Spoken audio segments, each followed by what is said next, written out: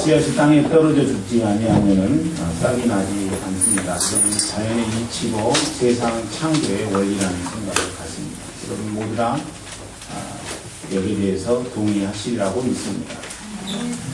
싹이 나지 않으면은 줄기가 나지 않거나 열매가 있을 수가 없다는 것입니다. 그렇기 때문에 자연의 생명력이라고 하는 것이 존재할 수 없게 됩니다. 씨앗은 자기를 부인하고 죽을 때에만이 역사 속에 자기를 들이우게 된다는 것이죠. 저는 이런 씨앗과 같은 교회를 안디옥 교회라고 생각을 합니다. 그 교회는 터키 지역에 있었는데 지금은 존재하지 않습니다. 그러나 그 안디옥 교회의 헌신이 2000년 교회의 역사를 가능하게 만들었다고 생각을 합니다. 그리고 지금도 그 복음은 계속해서 생명력을 가지고 열매를 맺고 있습니다. 2000년 교회의 역사 속에 안디옥 교회가 갖고 있었던 아름다운 신앙 정신, 그 교회의 신앙 정신이 두고두고 생각나는 건 웬일일까요? 아마 현대 교회들이 순수하고 성결한 신앙 정신을 소유하지 못한 것 아니겠는가. 그래서 그때 그 교회가 그립습니다. 사랑스러운 신부 같은 안디옥 교회. 저는 오늘 이 꿈 같은 교회, 안디옥 교회의 아름다움을 여러분과 함께 나누고자 합니다. 이렇게 올 연초 신년 예배 드릴 때 말씀을 증거하면서 여러분에게 그런 서론의 말씀을 드렸습니다. 오늘 저는 신년 예배 때 했던 그 설교를 동일하게 여러분에게 증거하고자 합니다. 말씀을 드리면서 신년 예배 때 주셨던 이 말씀이 과연 내 삶 속에서 어느 정도 이루어졌는가, 우리 교회 가운데 공동체 속에 얼마나 그 말씀이 이루어졌을까, 이것을 좀 가늠해보고, 그리고 만약에 우리가 정말로 오늘 주신 말씀 그대로 응답하고 성숙하고 아름다웠다면은 우리가 내년에도 그렇게 살아가야 되겠지만, 만약 그렇지 못한 부분이 있다 생각하면은 우리는 2009년을 결산하는 이 자리에서 우리의 부족함과 우리의 연약함, 우리의 온전치 못함을 하나님 앞에 다시 한번 새롭게 결단하는 시간으로 삼기를 소망합니다. 오늘 읽었던 본문에는 안디옥교회의 4가지 장점이 기록이 되어 있습니다. 두고두고 신앙인들의 가슴 속에 살아있는 안디옥 교회는 어떤 교회였을까요? 첫째로 안디옥 교회는요, 뜨겁게 사랑하는 공동체였습니다. 1절 말씀 같이 한번 읽어볼까요? 1절 말씀입니다. 시작. 안디옥 교회에 선지자들과 교사들이 있으니 곧 바나바와 니기를 하는 시몬과 불임의 사람 루디오와 분봉한 헤롯의 동생 마나엘과 및 사울이라. 안디옥 교회의 지도자들이 소개되고 있습니다. 이들의 면면을 한번 볼까요? 바나바는 성직을 담당하던 레이지파 출신으로 구브로의 유력자였습니다. 그가 누구입니까? 베드로가 이방인에게 복음을 증거하다가 옥에 갇혔습니다. 예루살렘 교회는 그래서 이제 베드로 석방을 위해서 온 성도들이 모여서 하나님 앞에, 하나님, 예수님의 수제했던 베드로가 복음을 전하다가 옥에 갇혔습니다. 하나님께서 은혜를 허락해 주셔서 나올 수 있도록 도와주십시오. 이렇게 간절하게 하나님 전능하신 분 앞에 기도하게 됩니다. 그때 여러분 철학 기도회의 장소를 제공했던 사람이 누구냐면은 마리아였다고 하는 것입니다. 그런데 이 마리아가 바나바하고 온의지간이라고 하는 사실입니다. 또 바나바의 생길이었던 마가가 있죠. 여러분 바나바와 바울이 함께 복음을 전거할 때 이 마가가 함께 따라갔는데, 처음에는 이 마가 때문에 바나바와 바울이 헤어지게 되는 결정적인 비밀을 제공하게 되겠지만은, 그러나 여러분 이 마가가 하나님 앞에 아름답게 성숙해서 바울이 늙어서 이제 감옥에서 죽어갈 때쯤 되니까 다 사람들이 떠나고 말았지만은 마가는 그의 곁을 지키는 충복한 그런 주님의 제자가 되었다고 하는 사실입니다. 그러니까 적어도 이 바나바의 가문은요, 그때 당시에 대단한 믿음의 가문이었고, 그리고 그냥 믿음을 지키는 가정 정도가 아니라 사람들에게 주의 복음 증거하고 그리고 삶의 신앙의 샘플이 되었던 그런 가정으로 자리하고 있었다는 사실입니다. 여러분, 이 바나바가 예루살렘 교회를 섬길 때에는 예루살렘 교회에다가 자기의 전 재산을 바치게 되죠. 그것을 보고 사람들이 이 바나바를 칭찬하는 그런 상황이 되니까 자기도 모든 성도들에게 좀 존경받고 칭찬받는 삶을 살아야 되겠다 이렇게 생각해서 아나니아하고 삽비라라고 하는 사람이 자기들도 재산을 다 바치겠습니다 이렇게 고백하고 나서 나중에 바치지 아니함으로 말미암아 결국은 하나님의 심판을 받아 죽게 되는 초대교회 때의 아주 특별한 그런 사건의 그 샘플이 되었던 그런 바나바라고 하는 것입니다. 바나바는 믿음으로 자기의 삶을 주님 앞에 응답했지만 아나니아와 삽비라는 믿음이 없는 거로 그렇게 하지 못하게 되죠. 어찌되었든 여러분 이렇게 초대교회에 강력한 영향을 끼쳤던 바나바의 삶이라고 하는 것입니다. 위로자라고 하는 이름대로 그는 사람들을 케어하고 그리고 위로하는 목회자였습니다. 사실은 바울이라고 하는 사울이 예수를 믿기는 믿었지만은 검증되지 아니했고 사람들 앞에 어떤 인물인지 드러나지 않았을 때 과감하게 바나바는 이 사울을 데려다가 목회를 함께 동역하게 되죠. 그래서 오늘날에 우리가 알고 있는 바울이 된 줄로 저는 믿습니다. 그렇기 때문에 바나바라고 하는 사람은 대단한 사람이라고 생각을 합니다. 사람을 볼 줄 아는 안목이 있었고 그리고 그런 사람들을 케어하고 위로하고 세워주는 역할을 감당했던 그런 지도자라고 저는 생각을 합니다. 다음으로는요, 니게르라고도 불리우는 시므온입니다. 그는 니그로 흑인입니다. 당시 흑인은 여러분들 사람 대접을 제대로 못 받았다는 사실을 여러분 모두 다 알고 계실 것입니다. 그런 그가 교회의 두 번째 서열에 있었던 지도자였다 이런 이야기입니다. 그러니까 바나바 다음으로 이 시므온이라고 하는 사람이 안디옥 교회의 일꾼이었다라고 하는 거예요. 그리고 이제 세 번째는 구레네 사람 르기오입니다.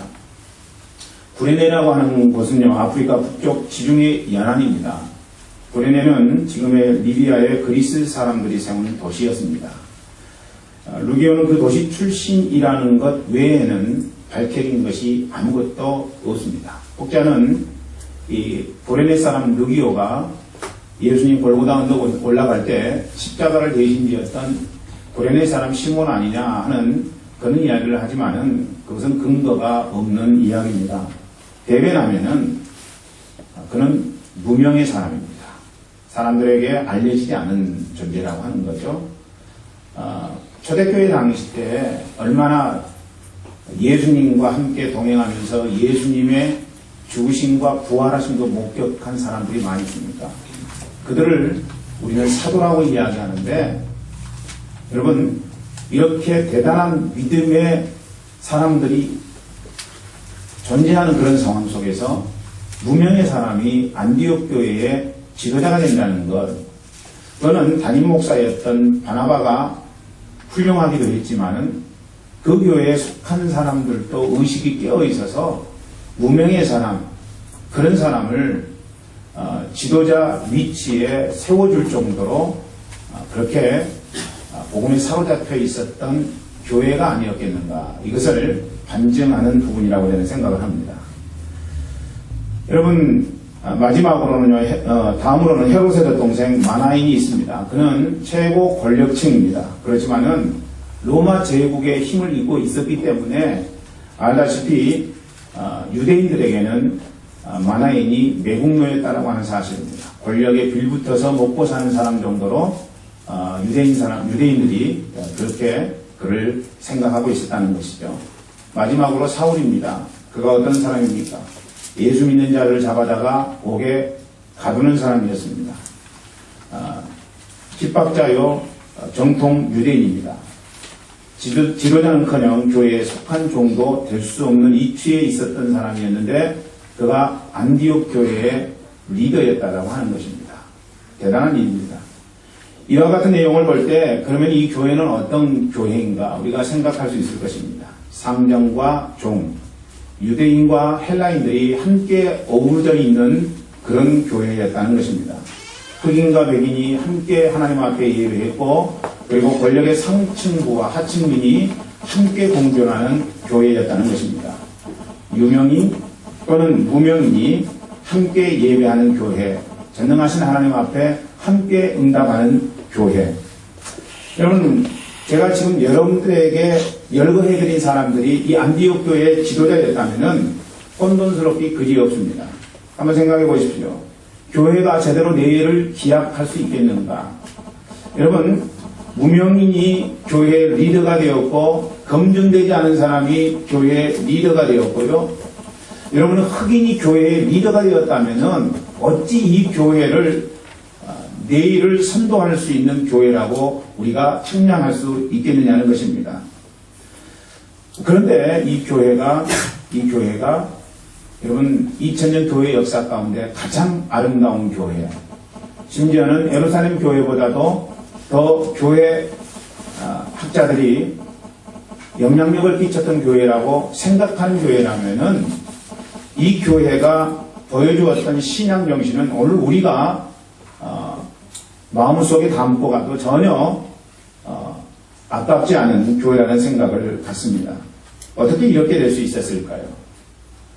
한 도시의 한 작은 교회가 이렇게 2000년 교회 역사 가운데 놀라운 능력을 끼칠 수 있었다면 그 교회는 어떤 교회였을까? 이유는 단순합니다. 그 뭐냐면은 이 교회에 사랑이 있었기 때문이라는 것입니다. 하나님은 우리 교회 2009년도 표어를 2009 명령 안디옥 교회를 닮아라 이걸로 주셨습니다. 그렇다면 우리가 안디옥 교회의 어떤 부분을 닮아야 되는가? 벽이 하나 없는 사랑 공동체가 되라는 것입니다. 여러분, 안디옥 교회가 그렇게 2000년 교회의 역사 가운데 대단한 교회로 자리할 수 있었다면 그 교회의 장점이 뭔가? 첫 번째 우리가 생각해 봐야 될 것은 그 교회에 정말로 하나님의 사랑이 임재한 교회였다는 점을 우리는 주목해야 된다는 것이죠. 벽이 하나 없는 사랑 공동체가 되었던 것. 여러분, 벽이 없는 공동체가 돼야 될 줄 믿습니다. 벽이 없어야 돼요. 이게 천국 아니겠습니까?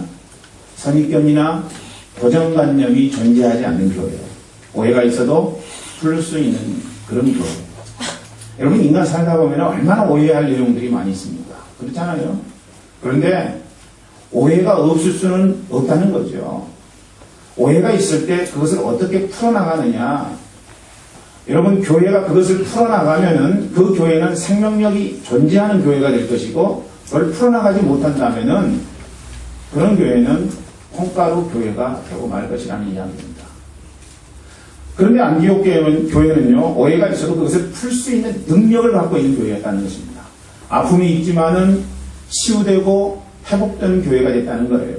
그래서 2000년 역사 가운데 가장 아름다운 교회로 우리에게 샘플이 되고 있는 것입니다. 그렇다면 무엇 때문에 그렇게 된 걸까요? 여러분, 사랑으로 가능한 것이라는 이야기입니다. 뜨거운 사랑의 감정이 오가는 교회. 그래서 그 교회는 소아 처치입니다. 올해 우리 교회가 저는 진짜 뜨거운 사랑이 존재하는 교회가 되는가 한번 묵상해 보기를 원합니다. 나는 얼마나 사랑이 있는 그런 성숙된 모습으로 성장했는가 한번 자기 자신을 돌아보기를 원해요. 내가 2009년도 시작하기 전에 이런 사람이었는데 2009년도가 다 맞춰지는 이 시점에서 생각해 보니까 난 너무 변했구나. 그럼 그런 인생이 있습니까? 할렐루야예요. 그러나 내가 2009년도 시작할 때와 지금이 별로 차이가 없는 내 마음 가운데 증오만 가득하고 미운 사람들이 2009년도 시작할 때는 2명밖에 없었는데 지금 5명이나 돼요. 여러분, 그런 인생을 산다면은 그건 하나님이 기대하시는 2009년도가 되지 못한 것이죠. 여러분, 어떻습니까?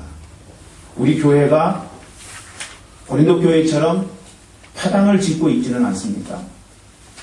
몇몇 무리들끼리 모여서 교제하고, 그리고 다른 사람에 대해서는 거부하고 벽을 치고 고정관념에 사로잡혀 있다면은 2009년도 시작할 때 하나님께서 우리 교회에 기대했던 바와는 전혀 다른 모습으로 우리 교회가 지금 응답하고 있는 것은 아니됩니다. 생각해 보아요. 생각해 보기를 원합니다. 여러분, 하나님의 마음은 수용하는 마음이라고 여러분에게 누차 강조하지만은 그럼에도 불구하고 교회 안에 수용하지 못하는 사람들이 더욱더 많아진다면은 하나님은 한심스러울 것입니다. 우리 교회를 보시면서. 이게 아니야. 이게 아니야. 오늘 이 시점에서 우리 생각해 봐야 돼요. 내가 교회 안에 있는 사람들을 향해서 나는 어떤 태도를 갖고 있는가. 또는 교회 밖에 있는 사람들을 향해서 나는 어떤 삶을 살고 있는가. 내가 만나는 사람들하고 맨날 다른 사람에 대해서 욕하고 정죄하고 그랬대 저랬대 이러면서 사람들에 대해서 좋은 이야기, 긍정적인 느낌을 이야기하지 않는다면 나는 하나님이 기대하시는 삶을 살지 못하고 있는 거예요. 우리 교회가 그런 모습으로 응답하고 있다면 우리 교회 회개해야 돼요. 우리 교회가 사람이 많아지고 150명, 200명 늘어나는 것보다 더 중요한 것은 이 교회를 이루고 있는 근간이 사랑으로 뭉쳐져 있지 않으면 안 된다는 것이죠. 사랑이 성숙해야 되는 거예요. 사랑이. 내가 올 시작할 때는 2명 이해하지 못한 사람이 있었는데 오늘 2009년도를 마치는 이 시점에서는 난 다 이해할 수 있어. 할렐루야. 여러분, 우리 주님이 원하시는 그거예요. 그거예요. 쟤는 진짜 이상해. 이게 아니고요. 이상하지만 그래도 하나님이 저 사람을 이 교회에 붙여주신 것은 나 때문이 아닌가. 내가 돌보고 섬기고 헌신해야지. 다른 사람들은 다 이해 못한다고 할지라도 나까지 이해 못하면은 교회는 다 그렇고 그런 사람들만 오는 것 아닌가. 교회에 오는 사람들마다 이상한 사람이 정상적인 사람으로 되고 수용하지 못할 사람이 사랑을 증거하는 그런 인물로 변할 수만 있다면 내 한 몸 가루가 되더라도 나는 헌신할 거야. 이런 마음, 이런 느낌, 이런 감정, 여러분이 이게 우리 교회 안에 없다면 생각해 봐야 된다는 겁니다. 2009년도를 마치면서 여러분 우리 마음 가운데 회복해야 돼요. 이게 없다면. 그리고 결단해야 돼요. 하나님, 나부터서 사랑의 용광로가 되겠습니다. 할렐루야. 내가 사랑해야 돼요. 내가 사랑하면 다른 사람도 사랑할 거예요. 그러면 우리 교회가 사랑 공동체가 될 것입니다. 소와처치. 뜨거운 교회. 무엇이 뜨거워야 돼요? 사랑이 뜨거워야 돼요.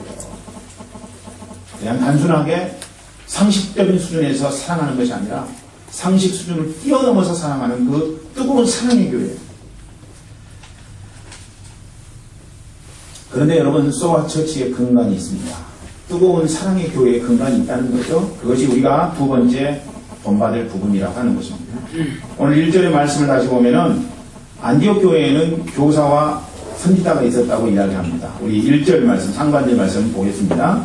시작. 안디옥 교회에 선지자들과 교사들이 있으니.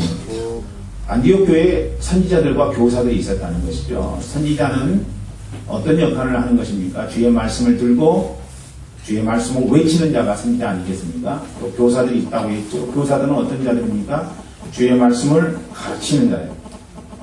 선지자는 헬라어로 케리그마의 일을 감당합니다. 케리그마라고 하는 것은 선포하는 것입니다. 그는 회중이 동의하든 동의하지 않든 선포하는 거예요. 왜? 하나님의 말씀입니까? 여러분, 이 땅에 사는 많은 목회자들이 성도들이 동의하는 말씀을 외치고 있습니다. 성도들이 동의하지 않는 이야기에 대해서는 외치지 않습니다. 하나님이 원하더라도. 아니요. 케리그마는 하나님이 원하시면 성도들이 원치 않더라도 말씀 증거해야 되는 거예요. 물론 하나님이 원하시고 성도들이 원하는 말씀을 증거하면 좋지만은 꼭 그렇지만은 않더라는 것입니다. 하나님이 애타게 촉구하시면은 성도들이 원치 않더라도 말씀을 증거하는 것이 선지자가 전하는 케리그마라고 하는 것이죠. 여기 교사들이 있는데 교사들이 가르치는 일은 뭐예요? 디다케라고 이야기합니다. 헬라어는 디다케인데 그것은 이해가 되도록 가르치는 역할이죠. 안디옥 교회는 바로 이 선지자와 교사가 있었습니다. 그들은 요즘 말로 이야기하면은 목사님과 목자들입니다. 그러니까 안디옥 교회는 어떤 교회예요? 전체적으로는 담임 목사였던 바나바가 목회를 감당하고 그리고 그 밑으로는 목자들이 있어서 하나님께서 붙여주신 양떼들을 목회하고 그리고 그들을 세워주는 셀교회 교회였다고 하는 것입니다. 즉 안디옥 교회는 우리 교회처럼 목장 공동체였다고 하는 거예요. 그래서 그 교회는 소핫셀이라고 하는 것입니다. 뜨거운 목장이 있는 교회가 되었다라고 하는 것입니다. 작년에 우리는 신년의 말씀 증거할 때 예수께 달아내리라 라는 표를 가졌었습니다.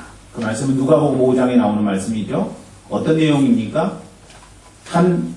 이 중풍병자를 4명의 친구가 침상에 매달아 들고 예수님 앞에 나가려고 하는데 사람들이 너무 많아서 예수님 앞에 나갈 수 없으니까 그 친구를 침상채 들어서 지붕 위로 올라간 다음 지붕에서 줄로 끌어내려서 예수님 앞에 있게 하지요. 그리고 예수님께서 그의 중풍병을 치유해 주시는 역사가 일어나게 됩니다. 중풍병자는 여러분 몸을 알다시피 움직일 수가 없습니다. 그런데 그걸 어떻게 극복해요?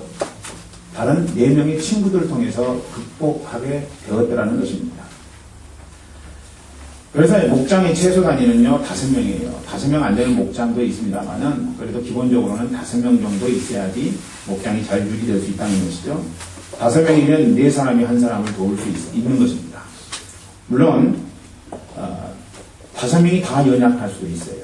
그러나 연약한 내 신분, 내 위치, 내 모습, 내 역량을 가지고 연약한, 나보다 더 연약한 한 사람을 돕는 공동체가 된다면 그 공동체는 서로 세워주는 일에 영향을 주고받는 그런 목장이 될 수 있다고 하는 것입니다.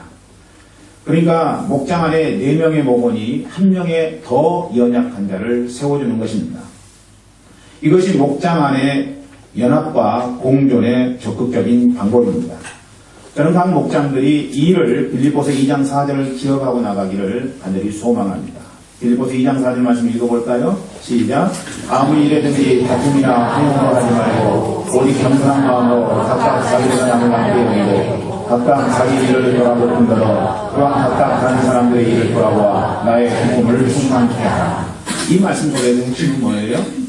각각 다른 사람들의 일을 돌아보아입니다. 여러분 목장 안에서 얼마나 다른 사람 돌보고 있는가요? 여러분 삶을 한번 생각해 보시라는 거죠. 돌아보고 계십니까? 아멘 한 사람도 있어요. 그러면 문제 아니에요. 다시 한번 묻겠습니다. 다른 사람 돌아보고 있는가요? 네. 아멘. 제가 물어보니까 아멘 한 사람이 없으면 민망할까봐 아멘 한 사람도 있을 거예요. 우리 교회가 이 일에 적극적인 응답을 할 수 없다면 지금 우리 교회는 문제가 있는 거예요. 그렇지 않습니까? 오늘 돌아보기를 원합니다. 돌아보기를 원해요. 나는 그냥 목장 모임에 참여하는데 그것만은 안 하는가. 목장 모임 끝나고 나면은 관심 없어요. 부담스러워요. 이런 목장 아닙니까? 목장에서부터 가장 최근에 들어온 목원의 얘기까지 함께 생각하고 함께 세워주고 누가복음 5장에서 보여주었던 4명의 친구들과 같은 그런 생명 공동체로 우리가 뭉치지 아니하면 목장을 통해서 하나님의 역사가 일어날 수 없다는 것입니다. 올 우리 교회 목장들 가운데 기회가 되어서 목장이 분가된 목장, 한 목장도 존재하지 않습니다. 이거 문제 아닌가요?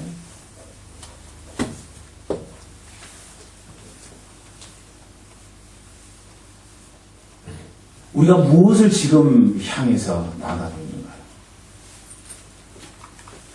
하나님의 말씀과는 전혀 상관없는 그런 응답을 하고 있지는 않는가요?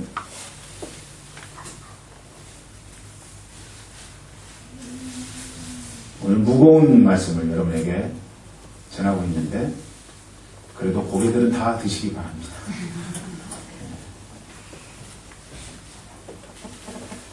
이렇게 다른 사람들의 일을 돌아보는 형제자매에게 약속된 보상이 있어요. 그러니까 그 일을 하나님 거예요. 하나님. 주님이 분명하게 약속 속의 말씀을 통해서 이런 자는 이렇게 될 거야 우리에게 언약하셨어요. 그 말씀이 이사야서 58장 11절부터 12절 말씀입니다. 이 말씀 보면 엄청난 복의 말씀이 기록되어 있어요. 이 말씀 같이 읽어봅니다. 시작. 나 여호와가 너를 항상 인도하여 많은 곳에서 내 영혼을 만족케 하며 내 뼈를 경복케 하니 너는 물된 동산 같겠고 물이 끊어지지 않는 샘 같을 것이다. 내게서 난 자들이 오래 황폐된 곳들을 다시 세울 것이며 너는 역대의 파괴된 기초를 쌓으니 너를 이끌어 무너진 데를 수고하는 자라 할 것이며 길을 수축하여 거할 곳이 되게 하는 자라 하리라. 아멘. 여러분, 여호와가 나를 항상 인도한다. 생각만 해도 여러분 해피한 거 아닙니까? 여호와가 나를 인도하지 않으면 그 인생은 정말 불행한 인생인데 여호와가 항상 인도한답니다. 그런 자의 삶은 마른 곳에서도 어떻게 된다고 이야기하고 있습니까? 마른 곳에서도 내 영혼을 만족해 된다. 네 영혼이 만족해 된다. 이렇게 이야기하고 있어요. 마른 곳에서도. 마른 곳에서 여러분 어떻게 영혼이 만족할 수가 있습니까? 푸른 초장과 실만한 물가라야 여러분 만족할 수가 있지 마른 곳에서는 만족할 수가 없다는 거죠. 그런데 여호와가 항상 인도하면은 마른 곳에서도 영혼이 만족할 수 있다는 것입니다. 또 네 뼈를 경고케 하는 이 이야기하고 있잖아요. 그 말은 무슨 말입니까? 골다공증 전혀 없는 삶을 살 것이다. 할렐루야. 나이 들어보세요. 뼈가 약해지면요 진짜 힘듭니다. 관절염 때문에 여기저기 아프고요. 제대로 걸음도 걸을 수 없을 뿐만 아니라 운동도 하지 못해요. 자골신경통 얼마나 힘들게 합니까? 그런데 여호와 하나님 아버지 앞에 응답하여 여호와의 인도함을 받은 자의 인생은 여러분 뼈가 경복해 되리라고 이야기하고 있습니다. 물된 동상 같다는 거죠. 물된 동상은 여러분 너무나도 곡식들이 잘 성장하게 되죠. 물된 동산. 여러분의 인생이 물된 동산 같을 수 있다는 것입니다. 물이 끊어지지 아니하는 샘 같을 것이고요. 우리 주님이 이렇게 약속하셨어요. 그런데 이런 복의 근거가 어디에 있는가? 10절의 말씀이 있습니다. 10절 말씀 우리 같이 읽어보겠습니다. 시작. 주인 자에게 내 신성을 동하며 괴로워하는 자의 마음을 만족하라. 조건입니다.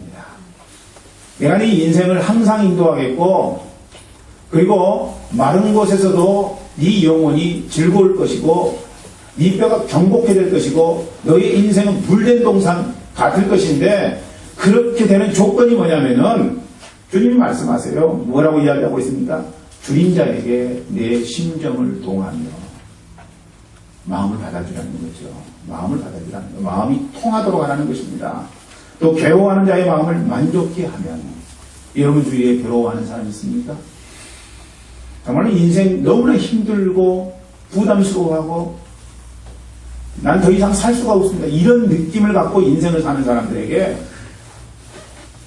그 문제를 해결할 수 있도록 함께 나눔의 삶을 살 수는 없겠느냐. 우리 주님이 그렇게 말씀하고 있는 겁니다. 네 마음을 나누어서 괴로운 자의 삶을 만족해만 할 수 있다면 하나님 우리에게 놀라운 축복을 해주시는 거죠. 괜히 다른 사람 돕는 것 같은 느낌이 들지 않습니까? 저 사람 도와줘봤자 별볼이 없어. 저 사람 참 힘든 사람이야. 내가 도와주고는 싶은데 저 사람 도움받아도 나한테 좋은 소리 하지 않을 거야. 나중에는 저런 사람 부류는 욕하는 사람이야. 그러니까 욕 먹기 싫으니까 안 도와주는 거죠. 안 도와주는 거예요. 그러니까 남을 도우면서 손해보거나 또 불이익을 당하고 싶지 않는 거예요. 그렇게 이제 살다 보니까 점점 다른 사람에 대해서는 무관심하게 되는 거예요. 처음 마음을 우리가 회복하는 게 굉장히 중요해요.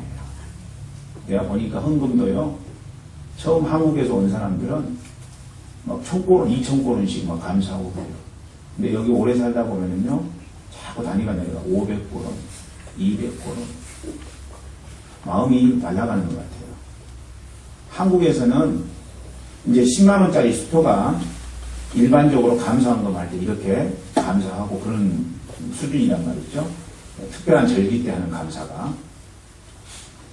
근데 이게 여기서 오래 살다 보면은 여기 문화에 익숙해지는 것 같아요. 어떤 문화? 헌금 잘 안 하는 문화. 우리 교인들은 헌금 많이 하는 것 같아요. 아멘? 아멘 해도 자기를 돌아보면 알아요. 자기를 돌아보면. 처음 마음을 회복하는 게 중요하다는 거죠. 저는 여러분, 우리 교회가 살아가면서 자꾸 문화에 익숙해지지 않기를 원합니다. 하나님을 믿고 섬기는 것도 처음 마음으로. 여러분, 그렇게 돼야 되지 않겠어요? 다른 사람을 돕는 것도 처음 마음으로. 내가 도울 수만 있다면 도와주는 거예요. 내가 섬길 수만 있다면 섬겨주는 거예요. 아이, 저런 사람들은 내가 해보니까 안 돼. 저런 사람들은 맨날 뒤에서 도움받고 나서는 교회 떠나고 다 욕해요. 제가 지금까지 얼마나 그런 일을 많이 당했겠습니까? 여러분 모르세요? 저 엄청나게 많이 도와줬어요, 사람들. 여러분들이 모르실지 모르지만은 오면 주로 제가 다 도와드립니다. 다 도와드리는데 좋은 사람, 좋은 이야기 하는 사람도 만나지만은 그렇지 않은 사람들도 만난단 말이죠. 그런데 안 도와줄 수 있어요? 제가 자신을 차서 복종시킵니다, 주님한테. 주님, 처음 마음으로 주님 섬기겠습니다. 들리는 소문은 제가 도와줬던 사람들이 이런 이야기 하고 다닌다, 저런 이야기 하고 다닌다, 이런 이야기 들어와요. 들어오는데 제가 그때마다 하나님 앞에 제 자신을 쳐서 복종시키려고 합니다. 도와주는 거 내가 괴로움 당해야죠. 내가 아픔을 당해야죠. 그래야지 한 영혼이, 한 가정이 편하게 되는 거예요. 여러분, 그건 원리입니다. 내가 좋은 소리 듣고 다른 사람 도와줄 수 없는 거예요. 저는 우리 교회가 이렇게 세워주는 교회가 되기를 원합니다. 도와주는 교회가 되기를 원합니다. 왜냐하면 주님이 약속하셨잖아요. 사람들이 좋은 이야기 안 하더라도 주님이 약속하셨으면은 그 약속의 말씀은 이루어지는 말씀이란 말이에요. 그러니까 그 말씀 바라보면 우리가 응답해야죠. 아멘? 사람들 이야기, 사람들 분위기, 이게 중요한 게 아니라 줄인 자에게 네가 마음을 통하고 괴로운 자의 마음을 네가 만족해 하면은 나 여호와가 너를 인도하여 물된 동산 같게 하겠다 말씀하시지 않았습니까? 우리는 하나님 말씀 믿는 자들이에요. 그렇잖아요, 여러분? 그렇다면 우리는 하나님 말씀 앞에 응답해야죠. 분위기나 상황에 좌우되지 않는 거예요. 주님, 제게 처음 마음을 허락해 주십시오. 주님 만나고 나서 주님 사랑의 근거에서 내가 이렇게 은혜 받았는데 하나님, 저도 그런 사람 되기를 원합니다. 이 마음 변치 않도록 제 인생을 인도해 주십시오. 이 고백할 수 있다면 여러분의 인생은 할렐루야예요. 그런 사람들이 많이 모여 있으면 이 교회는 할렐루야예요. 할렐루야예요.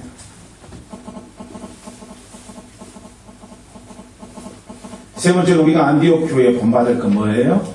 역동성 있는 예배 공동체입니다. 역동성 있는 예배 공동체. 뜨거운 예배가 있는 교회. 안디옥 교회는 여러분 뜨거운 예배가 살아있었던 교회입니다. 2절 말씀 보세요. 2절 말씀 같이 읽어봅니다. 시작. 주를 섬겨 금식할 때 성령이 가라사대 내가 불러 시키는 일을 위하여 바나바와 사울을 따로 세우라 하시니, 이 말씀 가운데 있는 섬긴다는 그 원어의 의미가 뭐냐면은 예배하다입니다. 섬긴다 말은 원어가 예배한다. 그러므로 섬겨 금식한다는 건 뭐냐면은 예배 드리면서 금식한다는 거예요. 금식하면서 예배 드린다는 의미가 되겠지요. 금식하면서 예배했다는 것은 무슨 말이냐면은 예배에 생명 걸었다는 말이에요. 여러분 혹시 예배를 위해서 토요일 날 온종일 금식하는 분 있습니까?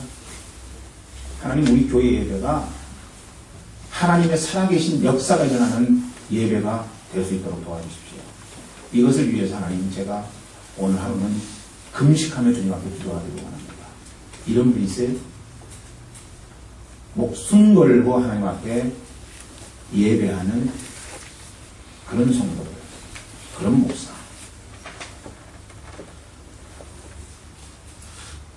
안디옥 교회가 어떤 교회인가 하면은요, 여러분, 예배에 생명을 건 교회입니다. 그러니까 안디옥 교회에 은혜가 있었던 거예요. 그냥 은혜가 일어나는 것 아닙니다. 하나님의 강권하신 역사가 안디옥 교회에 있었다는 것입니다. 현재는 이 예배의 간격이 점차 사라지고 있어요. 안타까운 일이죠. 예배 생명 걸지 않아요. 누가 예배의 생명 겁니까? 누가 예배의 생명 걸어요? 아니요. 내 이익을 쫓아 사는 게 훨씬 더 많죠. 예배에 생명 걸지 않아요. 예배에 생명 걸지 않으면은 하나님의 치유하심, 하나님의 회복하심, 하나님의 은총이 경험되지 않는 겁니다. 그러나 한인교회 성도 여러분, 예배에 목숨 거세요. 예배에 목숨 거세요. 예배에 목숨 걸 때 하나님의 역사가 강력하게 예배를 통해서 나타나는 법입니다. 에이든 토저가 쓴 예배인가 쇼인가라고 하는 책이 있습니다. 이 책에서 토저는 현대 예배를 강력하게 비판합니다. 그의 비판 중심에는 예배가 상업적으로 전락해버리고 말았다는 것입니다. 우리 교회 예배는 상업적인 예배가 아닌지.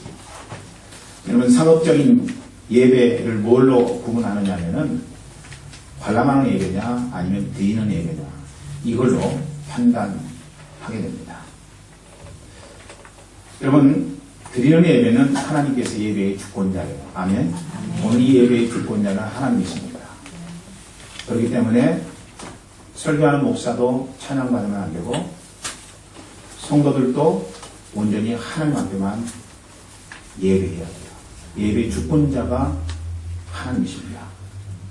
목사가 예배의 주권자가 되지 않는다는 의미는 목사가 설교를 죽을 써도 예배 참 힘들어 이렇게 안 하는 교회라고 하는 것입니다. 여러분, 드리는 예배는요, 목사가 설교를 너무너무 헤매고 있어도 우리 목사님 너무 설교 잘한다. 왜냐하면 하나님의 강력하신 말씀이 그 마음 심령 가운데 임하기 때문에. 우리 교회가 그런 교회 되기를 원해요. 할렐루야. 반면에 관람하는 예배는요, 예배의 주권자가 예배하는 사람이에요. 사람이 예배의 중심입니다. 예배를 관람하면 예배가 영화나 TV의 드라마처럼 되고 만다는 거죠. 재미없는 영화나 지루한 드라마를 보면은 괴롭죠. 참 잠이 올 때 그런 드라마나 영화를 보면은 더 힘들어요. 잠은 오는데 저 재미없는 영화를 봐야 되니까 돈 아까워서. 참 지루하죠. 마찬가지로 예배를 관람하면은요, 감정이 자극되지 아니하면은 그런 예배 속에는 지방을 느낀다는 거죠. 감정이 느껴지지 않는 거죠. 그러니까 우리가 예배 참 은혜스럽다 이 표현을 할 때 어떤 때 표현을 해요?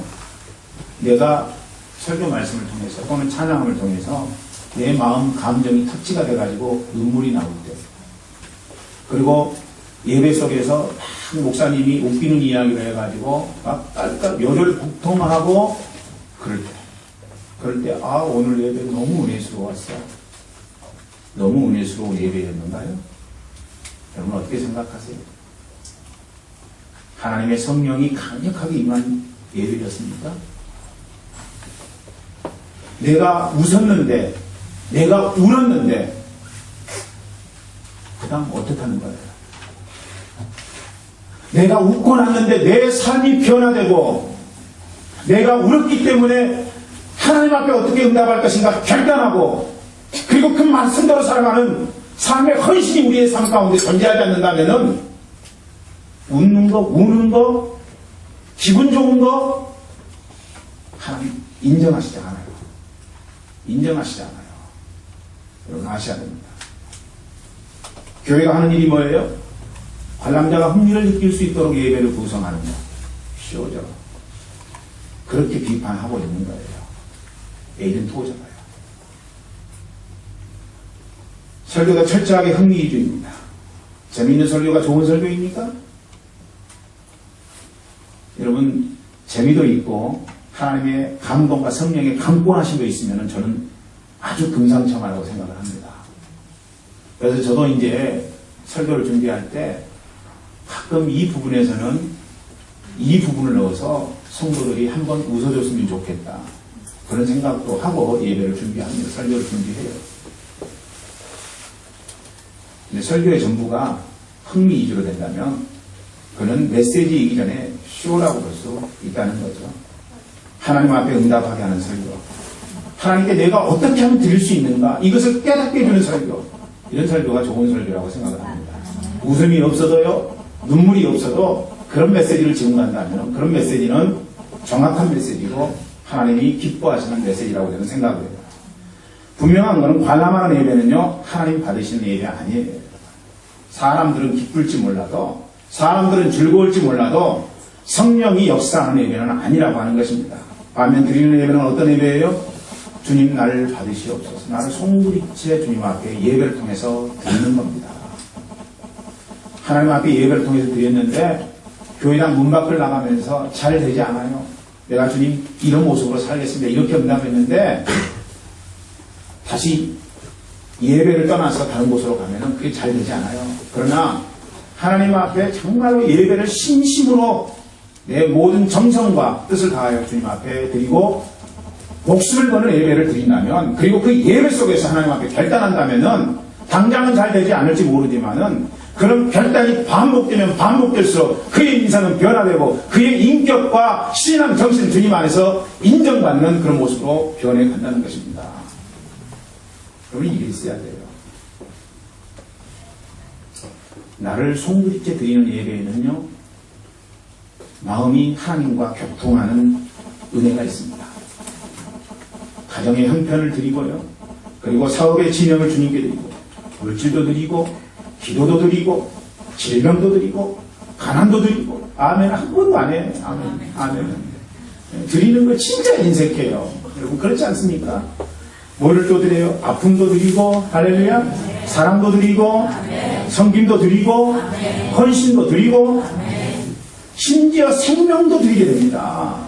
생명을 드리게 되죠. 생명을 드리는데 잠이 와요? 예배 드리는데 잠이 옵니까? 잠 안 와요. 머리가 뚝뚝 쓰죠. 자기의 생명 드리는데요,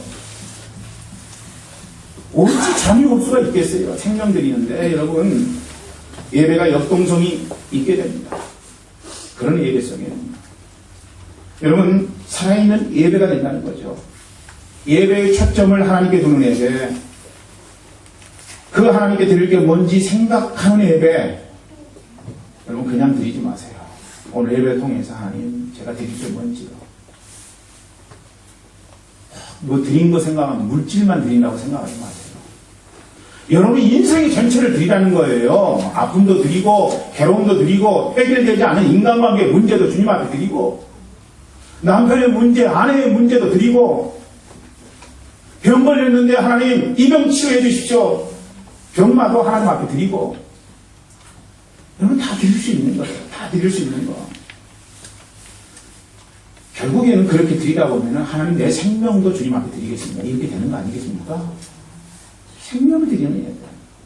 그런 예배에는 하나님이 강력하게 말씀하시는 임재가 있습니다. 저는 우리 교회가 안디옥 교회에 본받기를 원해요. 온 역동적인 예배가 살아있는 교회. 네 번째로 안디옥 교회는요, 권위에 순종하는 교회였습니다. 권위에 순종하는 교회. 우리 교회가 본받을 부분 중에 한 부분입니다. 권위에 대한 순종. 여러분 어떤 권위에 순종해야 돼요?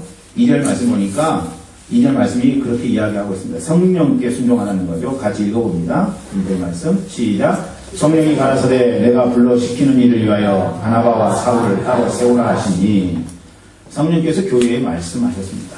말씀하셨어요. 그랬더니 어떤 일이 일어났어요? 3절 말씀 시작. 예, 금식하며 기도하고 두 사람에게 지금 안디옥 교회 상황에서는 바나바와 이 바울을 보낼 수가 없어요. 절대 필요한 사람들입니다. 그들을 붙잡아야만 교회 내일을 기약할 수 있어요. 여러분 그렇지 않겠습니까? 상식적으로 생각해도 지금 바나바와 바울을 안디옥 교회를 떠나서 다른 곳에 파송하면 안 되는 일입니다. 그런데 안디옥 교회는 강권하시는 성령의 권위에 따라서 순종했습니다. 교회가 순종했는데 그 보냄을 받은 사람이 보낼 때는 순종을 했는데 그 이후에 순종하지 아니한 것은 그건 어쩔 수 없는 일입니다. 어쩔 수 없는 일인데 어쨌든 하나님의 성령께서 안디옥 교회에 강력하게 말씀하시니까 그 강력하게 말씀하시는 하나님 앞에 응답하게 됐다는 것이죠. 여러분, 안디옥 교회처럼 우리 교회는 순종해야 돼요. 하나님의 권위에 대해서, 성령의 권위에 대해서 순종해야 돼요. 첫 번째입니다. 여러분, 성령의 권위에 대해서 순종하는 거, 이게 가장 중요한 거예요. 아멘? 아멘. 성령의 권위에 대해서 순종하려고 하는데 아내가 자꾸 못하게 해요. 어떻게 해야 돼요? 설득해야죠. 기도해야죠. 이건 성령께서 원하시는 일이야. 이렇게 해가지고 싸우면은 절망이 절망. 안 되고. 그러니까 이건 분명히 하나님의 성령께서 말씀하시는 건데 이거 순종해야 되는데 내 아내나 내 남편이 반대하면 어떻게 해요? 기도하고 또 기도하고 설득하고 또 설득하고 이렇게 나가는 거죠. 왜냐하면은 남편은 하나님이 세우신 가장이기 때문에 그래요. 물론 성령께서 말씀하시는 거하고 위배된다면은 성령께 순종해야 되는 그 과정도 하나님이 기뻐하시는 과정으로 만들어 나가야 돼요. 저 인간은 내가 하나님 일을 하려고 하면은 지금까지 제대로 반응해 본 적이 없죠. 나는 직장 잘 잡긴 잡았는데 골 때린 상사 만나갖고 나는 이 모양이야. 여러분, 골 때린 상사라도 하나님이 인도하셨으면은 순종해야 돼요. 아멘? 그래야 돼요. 우리가 이 세상 살아가면서 내 마음에 안 맞는 사람들이 얼마나 많아요. 근데 내가 그 직장에 속해 있다면은 성령께서 강력하게 말씀하시는 권위에 위배되지만 않는다면은 응답해야 돼요. 교회 목사? 완벽하지 않습니다. 제가 오늘날까지 이 교회에 붙어 있는 거는 여러분의 인내입니다. 할렐루야. 여러분의 인내예요. 여러분의 인내고 여러분의 사랑이라고 생각합니다. 목사에게 하나님이 주시는 가장 큰 권위는 뭐냐면 성령의 말씀을 대언하는 거예요. 그래서 이제 어떤 사모님들은 저 인간은 목사님에게 저 인간은 강대상에서 안 내려왔으면 좋겠어 이런데요. 강대상에서 말하는 거는 천사와 같은 이야기인데 집에만 돌아오면은 이게 폭군으로 변하네? 저의 부족합니다. 제게 그런 모습이 보일 수 있어요. 목사님은 진짜 마음에 안 들어. 예, 마음에 안 드는 부분이 제게 있을 겁니다. 그런데 그래도 하나님이 프라하교회 담임 목사로 저를 세우시는데 어떡할 거예요? 네? 권위에 대해서 순종해야 돼요. 여러분, 목자? 다른 목장의 목자는 보니까 참 좋은데 우리 목자는 마음에 안 돼요. 순종해야 돼요. 순종해야 됩니다. 오늘 우리가 이런 작업들이 안 됐으면은 2주 안에 그거 다 주님 앞에서 결산하고 올바른 모습으로 응답하자는 거예요. 이게 우리 교회가 가져야 될 모습 아니겠냐는 거죠. 여러분, 삶 가운데 권위에 대한 순종이 잘 됐다면요, 2010년도에도 그렇게 하십시오. 그런데 안 됐다면은 이제 이번 주가 지나가기 전에 31일이 지나가기 전에 하나님 앞에 그런 모습으로 응답하자는 거죠. 안디옥 교회는 작은 교회였어요. 결코 여러분은 화려하지 않은 교회였습니다. 그렇지만 그 교회는 아름다운 교회였어요. 아름다움을 이루었던 그 네 가지 이유가 오늘 제가 말씀드린 내용입니다. 사랑이 뜨거운 교회, 목장이 뜨거운 교회, 이런 교회가 돼야 된다는 것이죠. 그리고 예배가 살아있는 예배, 생명을 건 예배가 되어지는 교회, 그리고 권위에 순종하는 교회, 우리 교회의 현 주소가 되기를 저는 소망합니다. 이것을 바탕으로 뻗어나가는 것이 뭐예요? 성도의 역사입니다. 이런 것들이 뒷받침되었기 때문에 안디옥 교회가 아름다운 선교의 역사 가운데 보여준 겁니다. 21세기 현장에서 저는 우리 교회가 안디옥 교회 같은 생명력을 품기를 원합니다. 그래야 우리 교회가 역사에 길이 남고 그리고 세계 복음화를 주도하는 교회가 됐으면 좋겠습니다. 그냥 현실에 만족하지 말고요. 저도 그게 자랑이 되지 않기를 원합니다. 정말로 주님 앞에 겸허하기를 원해요. 우리 교회가 기관들까지 합해서 13군데 선교해요. 이게 우리의 자랑이 되지 않기를 원합니다. 뻗어나가야 돼요. 자꾸 뻗어나가야 돼요. 여러분들의 수준도 성장하고요. 여러분의 모습도 성숙되어서 여러분에게 하나님이 무엇을 맡기시든지 간에 그것을 다 수용할 수 있는 큰 그릇으로 변화되어야 돼요. 여러분이 큰 그릇 되면요. 이 교회가 큰 그릇이 됩니다. 아멘. 유럽에서 멋있게 하나님 사에 감당할 수 있다고 해요. 2010년 한 해 힘차고 소망 있는 성도와 교회가 되기를 주의 이름으로 간절히 축원합니다. 기도하겠습니다.